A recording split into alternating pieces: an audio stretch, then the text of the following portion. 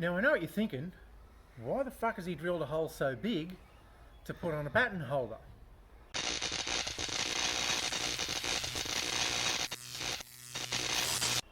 That's an excellent question. The answer is because those gyprocker cunts left their cables so far up in there, I've had to fish it out. So I've drilled a big hole, but that leaves me with the problem of mounting the batten holder.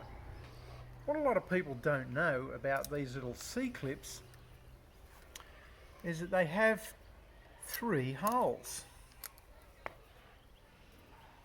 Like some people I know. So, snap those off. Yeah. And what I've left with, you may have never noticed that there's a hole here for your outlet, a hole here for your outlet, and a third hole here. And it turns out that that third hole lines up nicely with the 2 holes in your batten holder.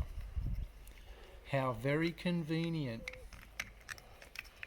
I'm going to put in the one that's close to the edge first. Feed that up into the roof space. And just the same as if I was hooking up an outlet, I should be able to pick up that other hole with my screwdriver.